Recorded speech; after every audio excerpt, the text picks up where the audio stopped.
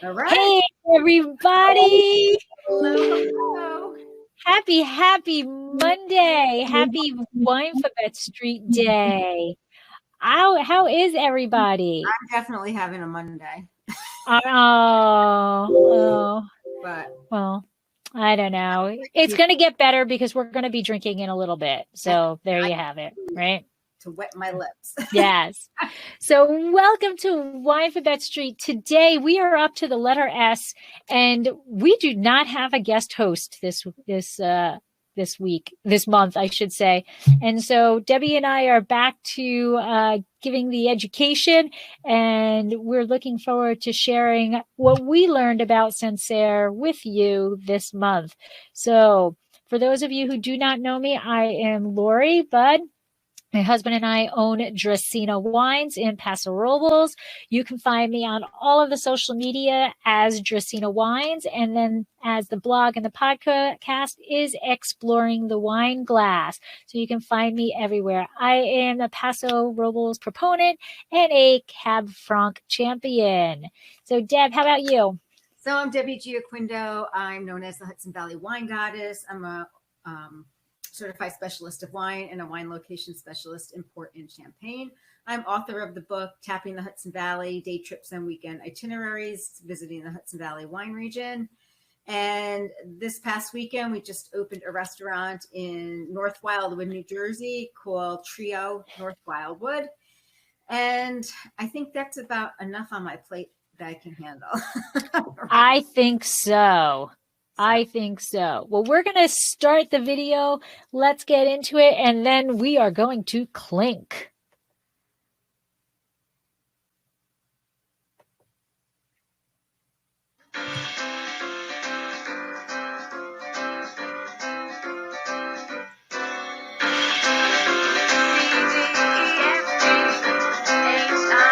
Wow.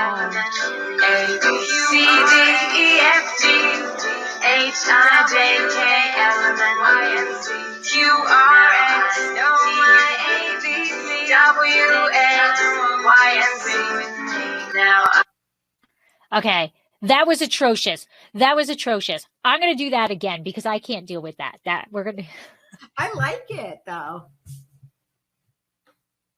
I can't hear you. Wait. Okay, now can you hear me? I can hear you. Yep. Okay, that was so many different echoes. I don't even know what was going on with that. There were like 4 different versions of that song. Really? I only heard one. Did you? Yeah. I had 4 different echoes going on. Oh, I didn't. Oh, all right. Well, good. Woohoo! It's Monday. Woohoo! So there's the new video, Deb. I like it. I like it a lot. Thanks. Hey, I added a little Elmo in there. Did a little bit of fixing cleaner. Things. I like the slides. It's cleaner. Yeah, and we got to get Trio North Wildwood in there and Gioquindo Wine. So kind of worked with it a little bit, All right, next month, new song. Wait till you hear the song. All right, so it is that time. Finally, Monday at 5:04. It is time to show. Oh, okay. I have Pascal Jovelet. Oh, I think I'm trying to remember. I was reading on. I've got Anthony and David Gerard. All right. So I did not know this winery, but then when I was doing research, they're pretty well known for Sancerre. So I think looking here, yes, because they're extremely well known. My Sancerre comes from the same vineyard. Oh, okay. Yep. All right.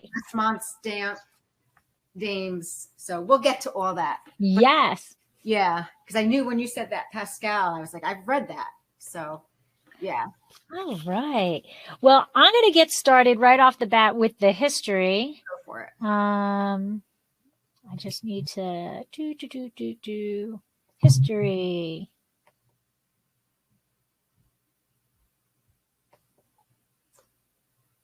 Oh, you know what, Deb? Before I do that, we need to clink, clink. Yeah, I know. Clink. Slancha. Oh, wow.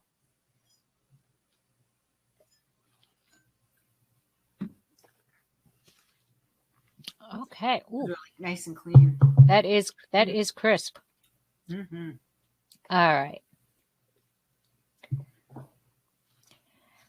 All right, so we're going to go into the history of Sancerre.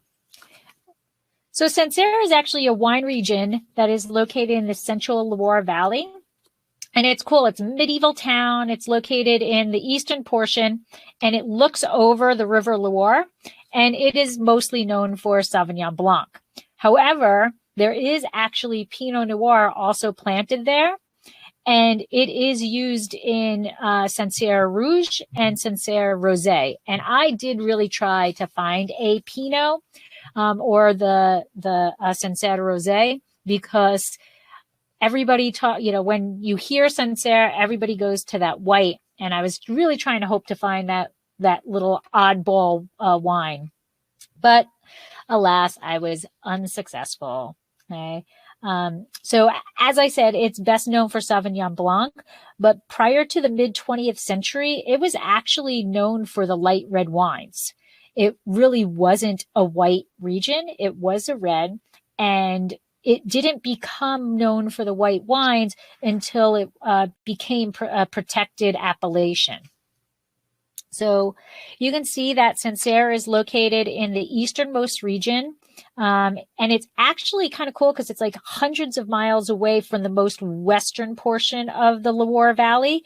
And it actually is closer to Burgundy's Chablis region, which has that same soil, which is that Carmignac soil that I'm sure Debbie's going to go down the rabbit hole for, because all that geekiness soil. So it is actually, I'm just going to talk about it briefly. It is just there you go. Okay. It's a gray colored limestone based soil, and it got its name because it was originally found in Kimmeridge, England. And the clay is a calcareous clay, and it also includes limestone. So as I said, that Sancerre was actually better known for its light reds before that appellation protection came about. And the reason why it went to white is because of phylloxera. So something great came out of the badness of phylloxera. So when phylloxera hit, that's when Sancerre actually changed. So prior to the destruction in the 1860s due to phylloxera, Sancerre was actually most known for Gamay and Pinot Noir, so those light reds. But then what happened was, when phylloxera, destroyed everything, when they went to go replant, they realized that the white would do much better in the environment that they were replanting it to. So the white was actually, prior to phylloxera, the really only white was a Chasselas, which is now one of the most important white wines in Switzerland. But then they got rid of that, and that's where they planted to Sauvignon Blanc. So they realized that, we all know that phylloxera destroyed the vines, and that the way to conquer phylloxera was to graft the European vines onto the American rootstocks. And that Gamay.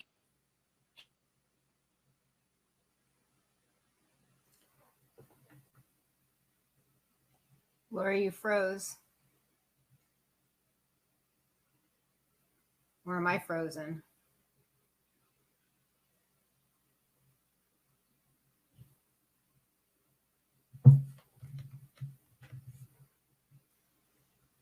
Am I still frozen? No, you're not frozen anymore. Oh, okay.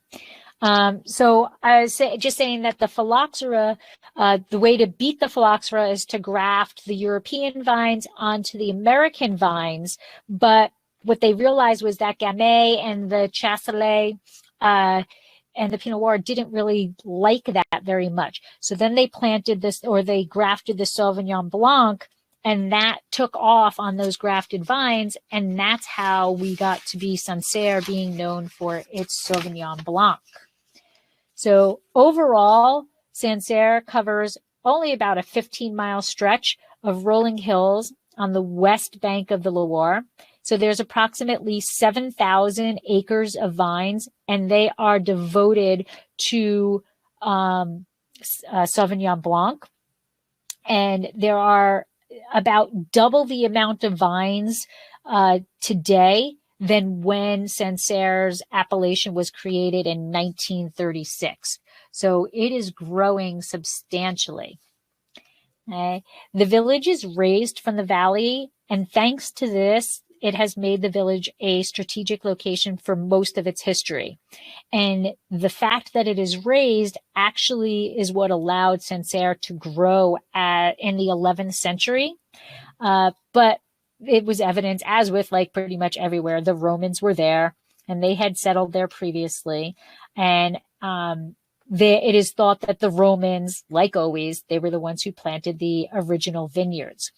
So the village actually grew up as a circle around a church and an abbey, and it was all built in order to protect that. So then in the 12th century, they built the fortress, and it has 6 defensive towers, and this was all built to protect that abbey, to protect the region. And today, you can actually still climb one of the towers. So this is the Tour de Faiths. It was built to repel the English armies from 2 attacks during the 100 Years' War. And I mean, I'm not a big history buff, but as I was researching this, Sancerre was like at the center point of so many different wars. Like everybody just wanted this region.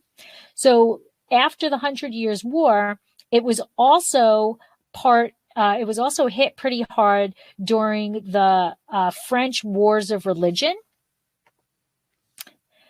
where the town was also the site of the infamous Siege of Sancerre, which took place from January 3rd to August 19, 1573. So this is where the Huguenots, or the Protestants population, they actually held out for nearly 8 months against the Catholic forces of the king. And then they finally had to succumb because they died of starvation, basically. So that's 2 wars. And then once again, it was a main portion in World War II as the regional center for the French resistance. So it has a lot of history into this little area. So going back to wine, grapes have been grown in Sancerre since the early times. Gregory of Tours mentioned the Sancerre vineyards in his writings as early as 582. And in the 12th century, the vineyards developed significantly under Augustine monks at Saint-Satur, and then the Sancerre nobility fell in, they were drinking the wine. Sancerre was granted an AOC status in 1936, and then it wasn't until 1959 that the region was even allowed to produce Pinots and Rosés, or red wines and Rosés from Pinot Noir. So it was 23 years between it becoming an AOC and when the AOC was adjusted to be able to include the red wines.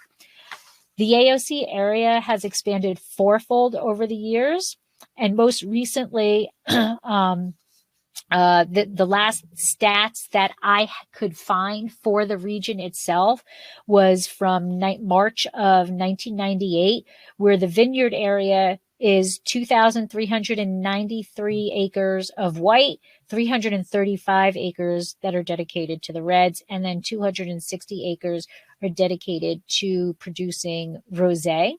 And then what's on the slide here are just the actual overall production. So overall, it's making 176,000 hectoliters, and 1 hectoliter is about 26.4 gallons. So as I said, varietals are Sauvignon Blanc and Pinot Noir. And then there are regulations of how they can grow. So there is a minimum planting density, which is 6,100 vines per hectare. And they are required to prune to specifications. So the single or double Gaillot or Cordon de Royal. So there are, as with every AOC, there are a lot of regulations going on to make them be quality driven. And this is pretty good quality. It shows. It shows. I saw an email come through from Michael, and I can't get my emails hung up on my computer.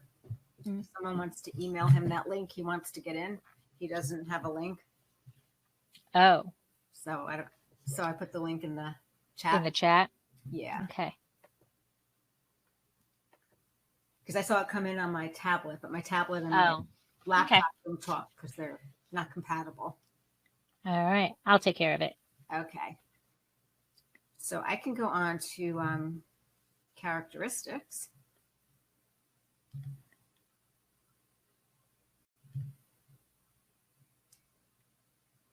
General characteristics.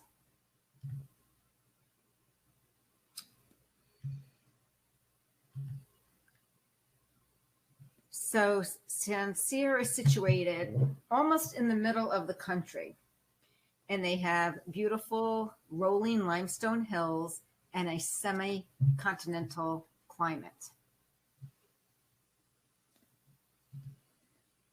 So here's the soil. Now I was like really getting into it, researching it. I'm like, oh my God. I was really kind of geeking out on it.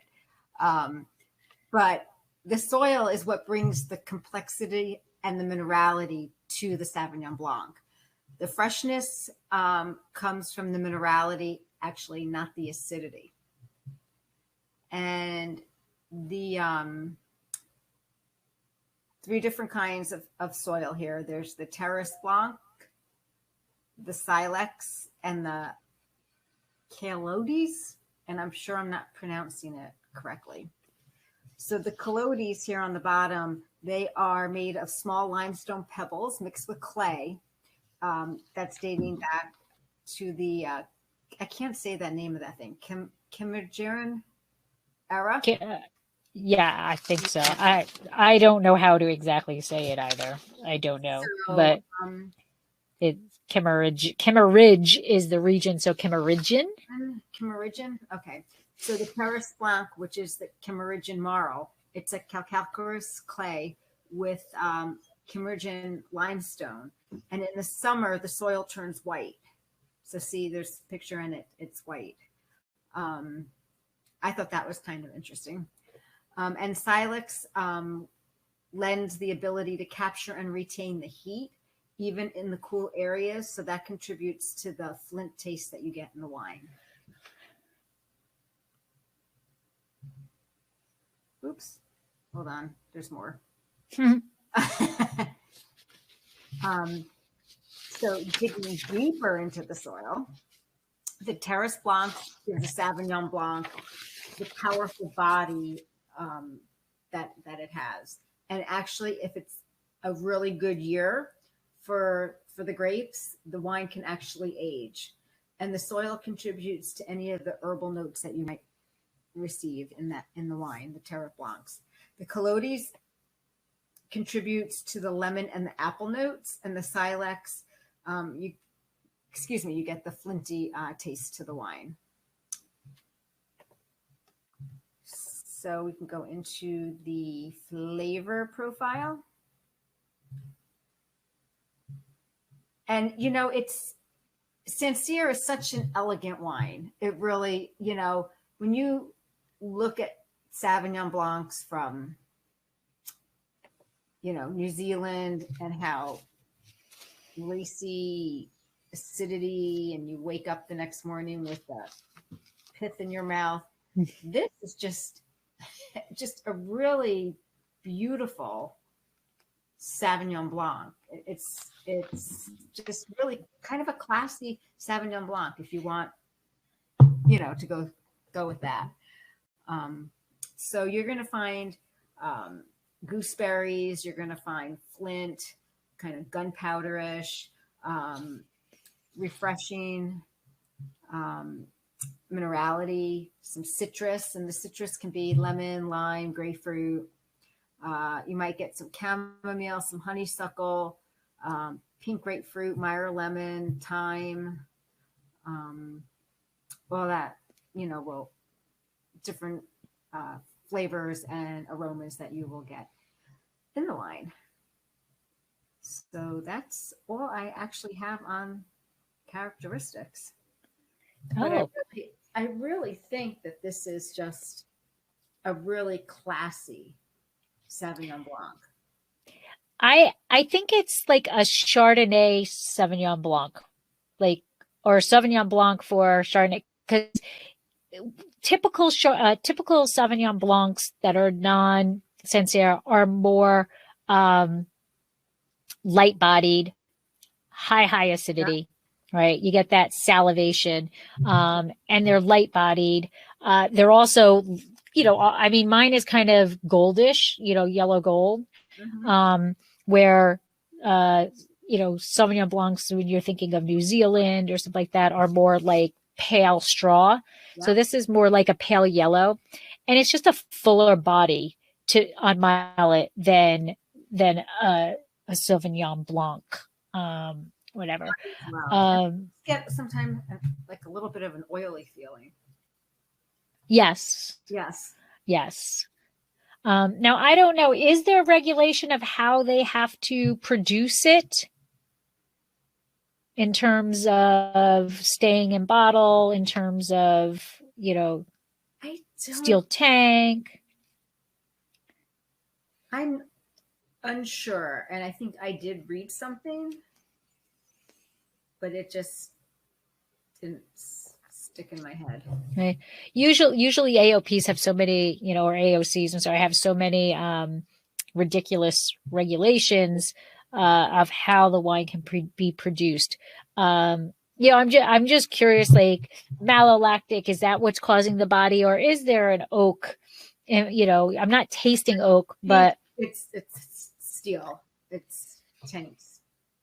Now, I know my wine is tanks, and it's still a full body. So I'm trying to figure out what, exactly, how they're getting that body. Soil.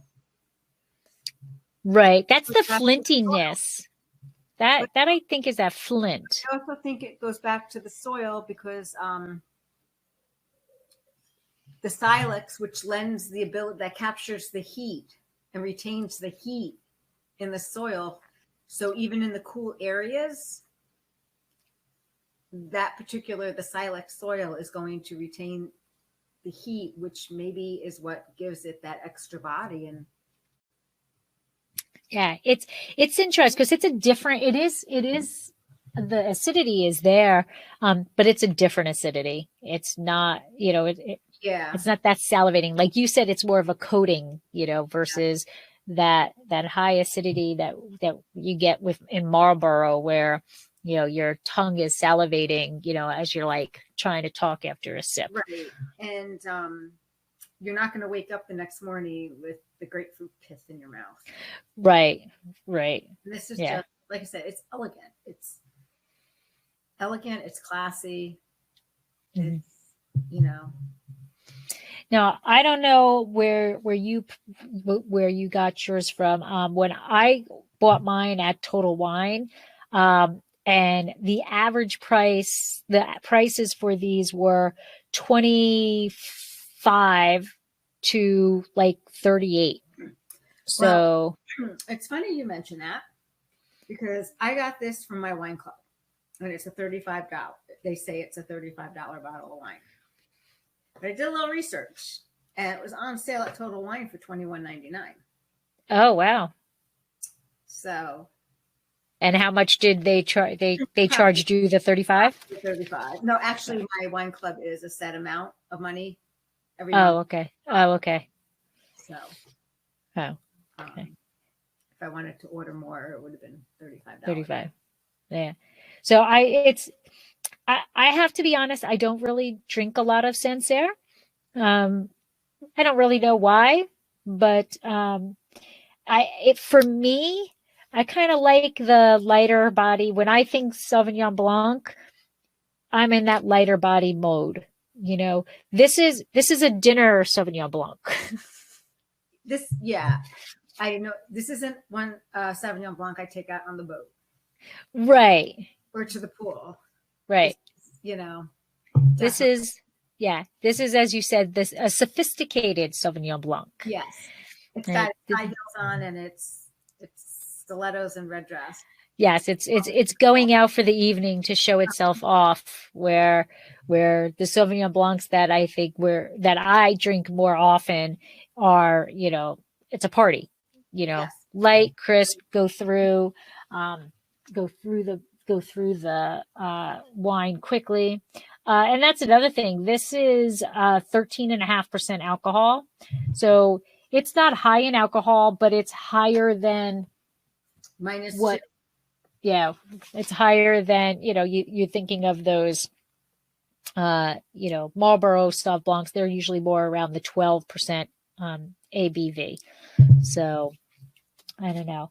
And that's why I think it's more of like if you like Chardonnay, unoaked Chardonnay, I should say. Mm-hmm. I think this is more of a Sauvignon Blanc for you, because of that complexity that's there. And if you're bothered by the acidity in like a New Zealand Sauvignon Blanc, this type of Sancerre, you won't have a problem. Right. If you're not a true acid head, I think this is a nice Sauvignon Blanc for you. For me, I mean, mine was $26 or $25. I personally would take 2 of my normal Sauvignon Blancs for my palate. But if I was going to a dinner and I was going someplace where I was bringing a bottle of wine for a larger group of people, and we were sitting down and enjoying the evening with food and all that, that's where this comes in. Yeah. I think it's a matter of what the situation is that you're looking for. I wouldn't bring it to a barbecue, but I would bring it to a dinner party. Right. Now that's kind of funny because according to Sancerre's website itself, fried chicken and grilled chicken are good for the Pinots. Really? So if you can find a Pinot from Sancerre, then you could bring it to bring it to the barbecue. Bring it to the barbecue. There was not a single Pinot where I was. And Karen in the chat said that she enjoys the rosés. She's enjoyed Sancerre rosés, and I've never had one of those either. I found the rosés, the Sancerre rosés. So, what kind of liquor store? Yeah. So Karen, if you could give us a little hint on where you're finding them. Obviously better than my local Total Wines. I don't have any really small wine shops here that can kind of cater to certain things. So, but, so I'm going to go into my, wine itself, if I can find it. Okay. So my wine is Pascal Jolivet. I'm probably pronouncing that wrong, but so as I said to you, Deb, before we went live, and it's 2019, I really didn't know one winery from the next.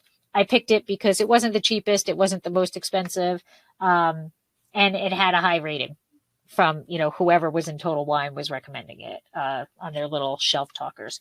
So I got it. And I'm not going to lie, the label was really cute. It's like a little cloud I think it's clouds. I'm Okay. not really sure. And then it says, wow, Route de Chagnel Sancerre. I don't know. That's really small font in that cloud. And then as I did the research, it turned out that it's a pretty popular and pretty well-respected winery. So Domaine Pascal Jolivet. Oops. No. Yeah, no, I just hit the wrong button. I was in it and then I got out of it by accident. Here we go. Okay. All right. So these guys, I'm so informal. These guys, the winery kind of predates actual winemaking for this business. So the original business was actually created by Louis and Lucien Jolivet, and they entered the wine industry in 1926. But this father and son actually created a wine merchant company. So they weren't producing wine; they were selling wine.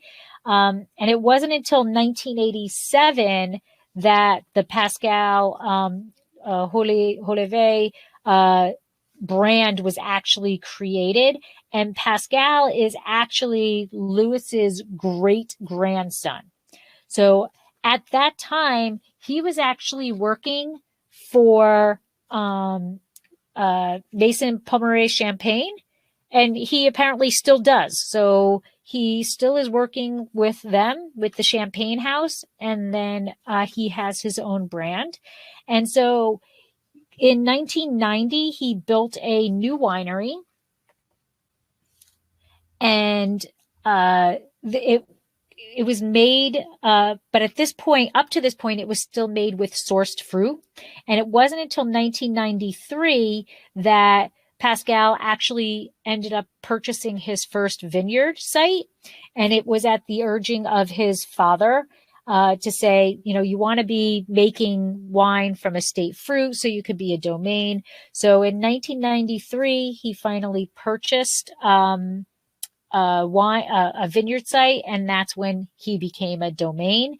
And then in 1995, he actually purchased 16 acres in Pouilly-Fumé.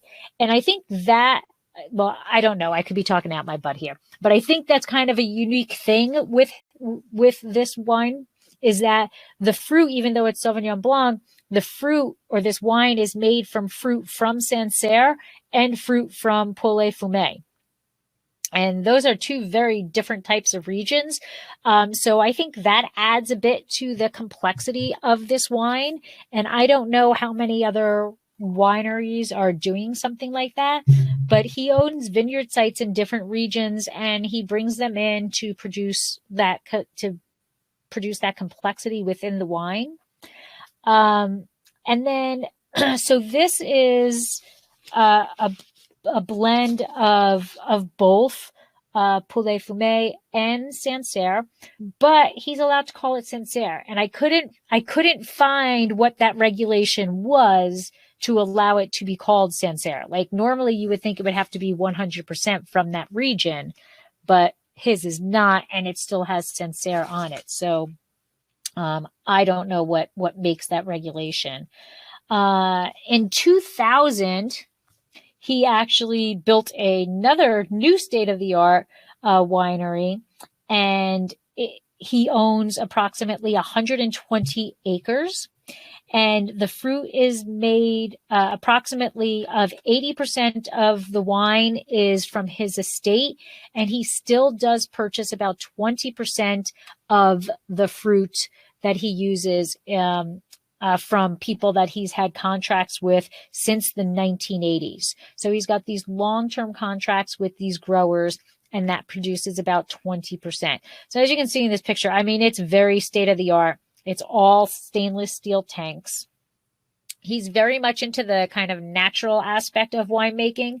So it is all indigenous yeast. His goal is to enhance the fruit character in his wines and provide a sheer elegance and precision. Those are the words that he has all over his website, is elegance and precision. And then in 2016, to continue with that whole concept of elegance and natural, he teamed up with the Donny family, who are actually pioneers in the organic viticulture. And they were kind of the people who led the way in this region for organic winemaking. And I think that's what you were saying. That's where your wine, the vineyard, comes from. Well, no, mine comes from a vineyard called Les Monts, Damnes. Oh, damn. Oh, okay. So this is what the bottle looks like. So I think it's a vineyard. This makes it look a lot, clearer than what's actually on the bottle itself. But I'm guessing it's a vineyard with some trees and things, but on the label itself, it looks like clouds. So like I said, this is the 2019 Pascal Jolivet Sancerre. I paid $25 for it. And on the capsule itself, it says exceptional lure wine for the connoisseur. So he's setting you up right up from the bat that he's taking himself above the others, that it's not a entry wine lover wine, right? It's a connoisseur to be able to appreciate what he's doing with this wine. All the fruit is hand harvested from the different vineyard sites, and then they are fermented separately in stainless steel tanks. The vineyards that it comes from actually have three vineyards, 3 different soils. So 50% of the fruit comes from limestone soils, which he says adds minerality and finesse. 30% comes from vineyards that have limestone clay, which he says enhances the fruit and richness. And then 20% comes from vineyards with flint soils, which add structure and minerality. And as I said, it's 100% indigenous yeast. The winery was built to deal with gravity, to produce wine with gravity flow or gravity feed. So it's gentler to the fruit, and it is all biodynamically grown. And this wine spends 6 months on lees and is a blend of Sauvignon Blanc, like I said, from both Sancerre and Poulet Fumé. Nice. Yeah. And I agree. It is definitely not a newbie wine.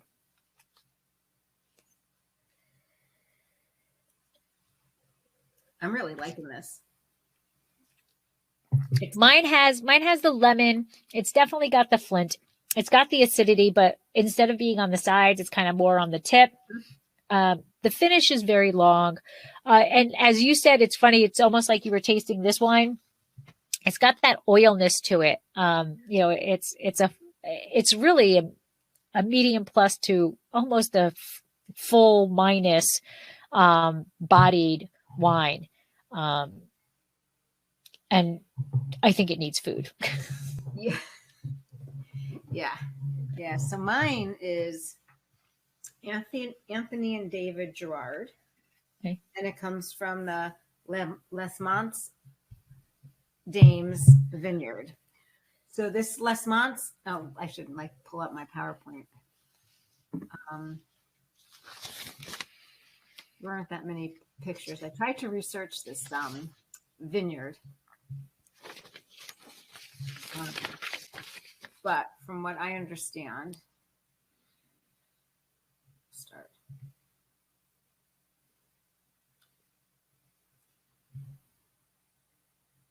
this is the Le Monts Dames Vineyard, and it is the Grand Cru vineyard for Sauvignon Blanc in Sancerre. And so this is produced by Anthony and David Gerard. And Anthony Gerard took over the domain from his great grandfather started. And excuse me, his great grandfather was the original Gerard to plant vines on the Les Monts Dames vineyard, which is in the hamlet of Chavignon. And Anthony's brother David joined the business in 2015. So that's where you get the Anthony and David Gerard. And they farm 3 hectares on Le Mont's Dames, where their vines are now more than 70 years old. So this kind of reminds me, this vineyard of, in Burgundy. Oh my gosh, my mind is drawing a blank. The Chardonnay. I have a picture of me standing in front of it. I don't know. Famous Chardonnay. My mind is drawing a blank. I'll think of it after this over. But this supposedly the Sauvignon Blanc that comes from this vineyard is just incredible. And I don't think I have any pictures.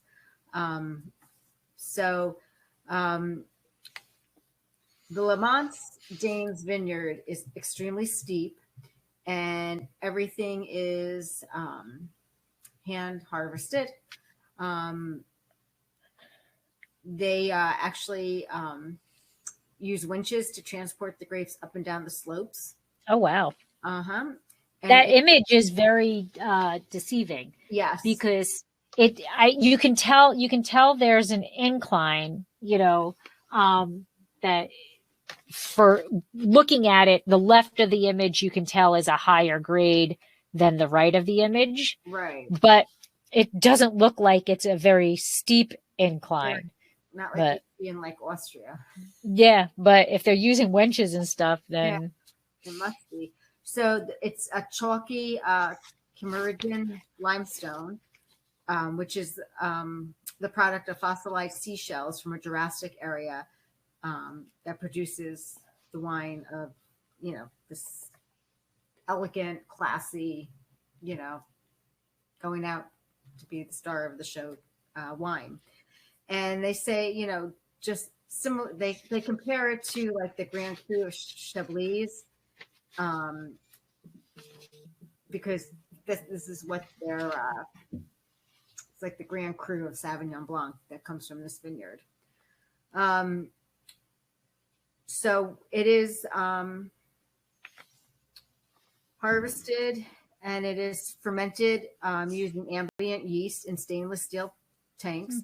And it's aged as well for creating a white,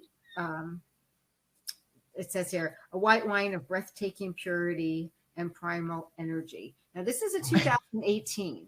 So this wine is 3 years old. So to me, I kind of like drinking my Sauvignon Blancs within a year or two. Mm-hmm. I probably would never have picked this off a shelf personally But that's where I'm curious of if there's a regulation of how long they have to hold it, because mine is a 2019. So that's why I'm curious about that. Huh. Yeah, I don't know. I'm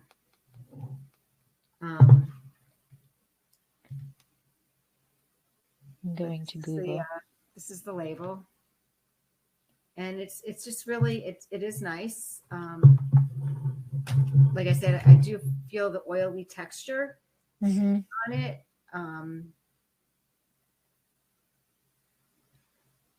There is hints of grapefruit, pear, maybe dark green apple on the nose. Okay. Well, it is a cool wine region, so that makes sense.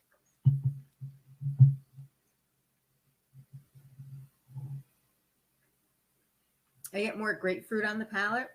I get other citrus notes, probably more like lemon. Could even be a Meyer lemon, because it's not a real strong, bitter lemon, type of thing. And I almost, when I first tasted it, I got a little honeysuckle, but I think really, just when I first poured it, Opened but it. I don't get that now. I don't get that now. So, but it is, my hair is driving me nuts. It is, it is nice and it's elegant. I mean, I like it. It's not, you know, it's just amazing to see the whole difference of the same group of the same grape grown in the different regions, and how much the terroir really affects what is in your glass. Absolutely. So this says that most Sancerre is produced without malolactic fermentation and very little oak influences. However, recently, more producers are beginning to experiment with oak fermentation and or aging. So I don't know. I like it with no oak. See, I'm kind of picky because I like the expression of the fruit. Right. See, this to me either has oak influence, like it's not buttery. It's not like that, but it either has oak influence or it went through a partial mallow. It's just too full bodied. It's just too, you know, not enough fruit for me that it's say that to me. I don't know. Maybe my palate's off today. I don't know. And also, the yields of Sancerre are limited to a maximum of 60 hectoliters per hectare, where the Rosé and Rouge are 55. And then minimum alcohol content is 10.5, but there is no maximum. There is no maximum ABV regulation. But it doesn't have anything about does it age for X amount of time, or, you know, in bottle for X amount of time before release. So, I mean, I don't know. This is a 19, so mine is like really only kind of, if you think of Sauvignon Blanc, we're probably drinking 2020s, right? For New World. So yeah, 2019 is not that far, but you've got a 2018. So I mean, I wonder what kind of year 18 was, you know, their growing seasons. Yeah. I mean, being cool weather, that green apple, you know, as the temperatures increase, you go more into that tropical zone. As as cool weather, you get those green apple, you know, more herbaceous. My 19, I don't really have herbaceousness in here. Do you have any? No, I don't. No, I'm getting, now that it's kind of been sitting for a while, I'm getting a little pineapple, a little tangerine, like, no. Wait, maybe not tangerine. Wait, no, that might be peach. Peach, not tangerine. More like a peach. So there is tropical notes, and there's a little bit of flower. There's a little bit, but they say this.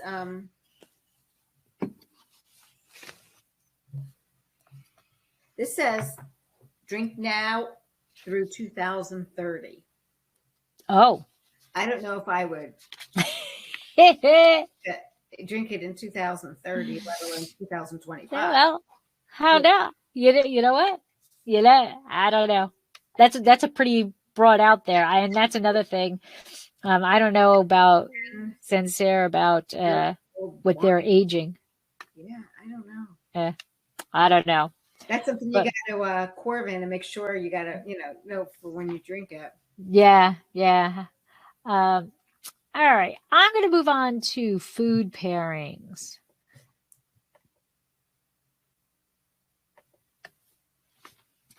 So, as I mentioned at the beginning, right, we know that Sancerre is really known for Sauvignon Blanc, but it is also have some Pinot Noir.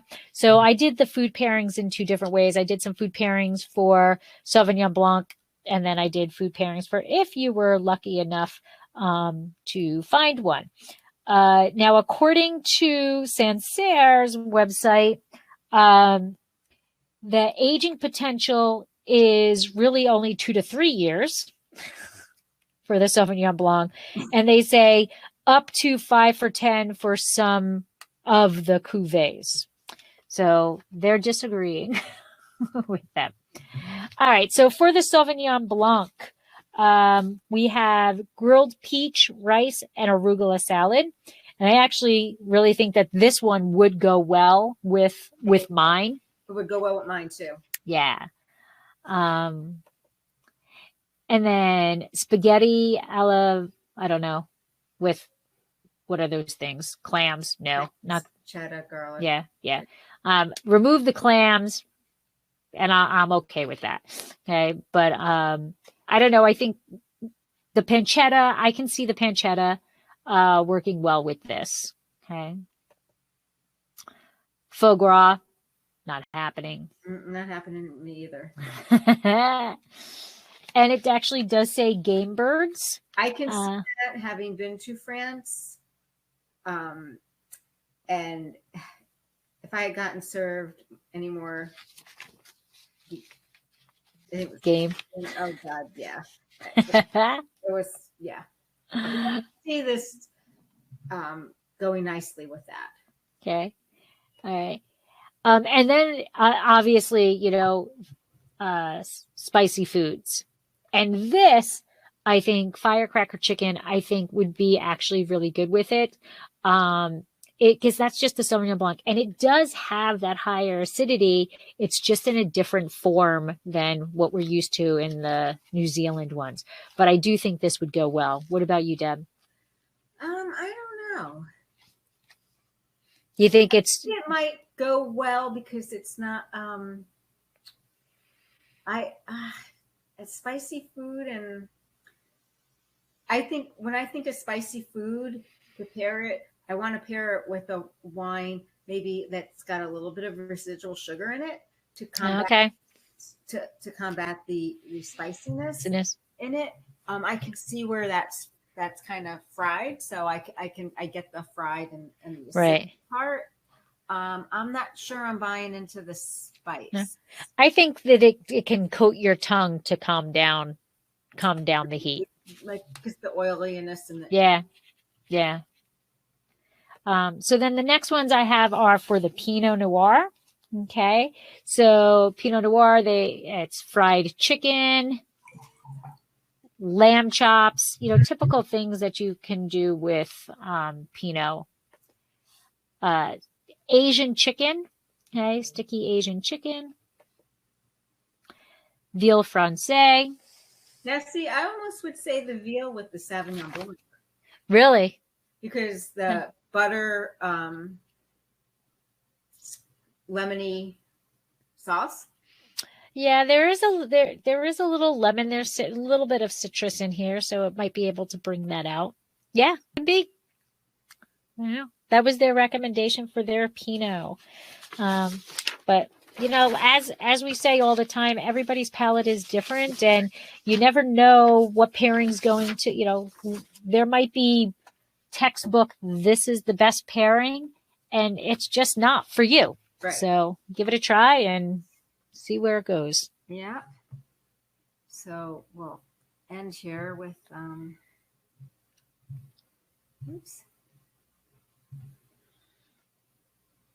some fun facts. So,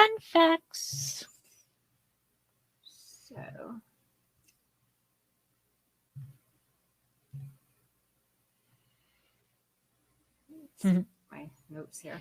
This is what I think is one of the most intriguing things about Sancerre. Because it's so close to Chablis. Mm-hmm. It is located at the eastern edge of the Loire Valley's main vineyard area, and it's closer to Côte d'Or in Burgundy than it is to any of the Loire Valley's wine districts. It's only 50 miles from Chablis. I mean, it's not far at all. It has so much more similarities with Chablis than with the rest of the Loire. Yep. Mm. I'm having a hot flash, so I got to drink some wine. So here we go with the geeky on the soil. So the how did you say it again, Lori? Kimmergen? Kimmergen soils of Chablis are featured in Kimmeridge. In the Kimmeridgian. Okay, soils of Chablis are featured in the terroir of Sancerre, and the ridge extends down through Chablis. So that's the. I'm using my pointer, but nobody can see. You can see it. So, but I just think that is so cool. Sorry, I was just getting really into the soil.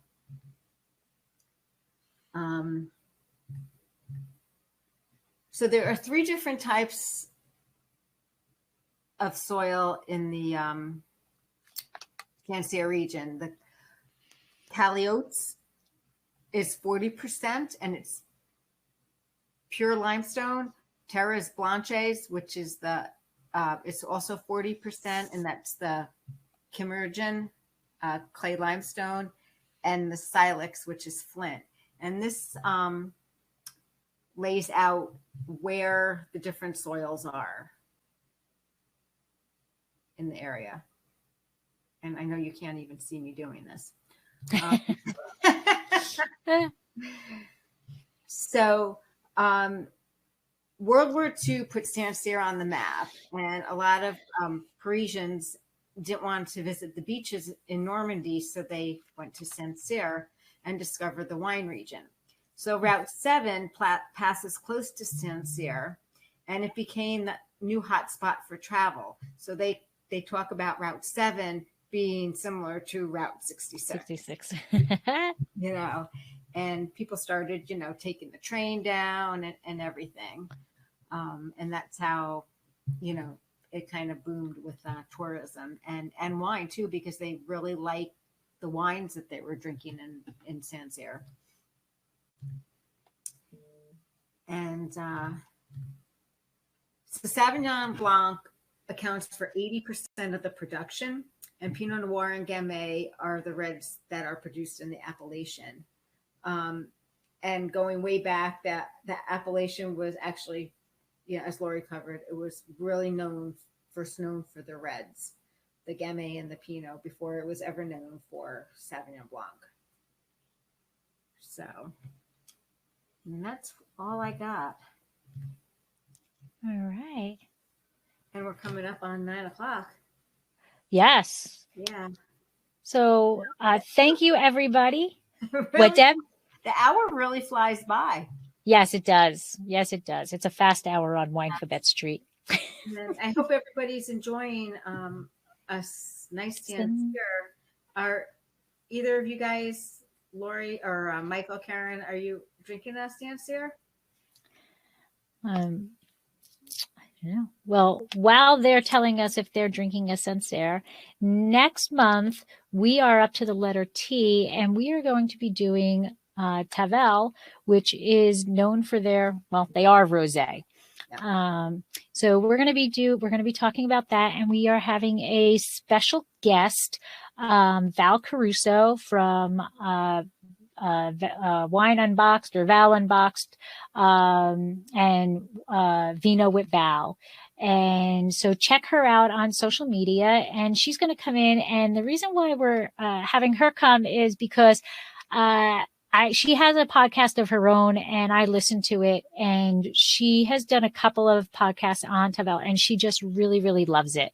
So we're going to kind of geek out together with her and let her share her expertise on the topic as we drink some Tavel. So I'm looking here, Michael. No one's got any. Oh, you don't have any Sancerre in your cellar. Well, you might have to get some because they're supposed to age well. Yes. So Deb,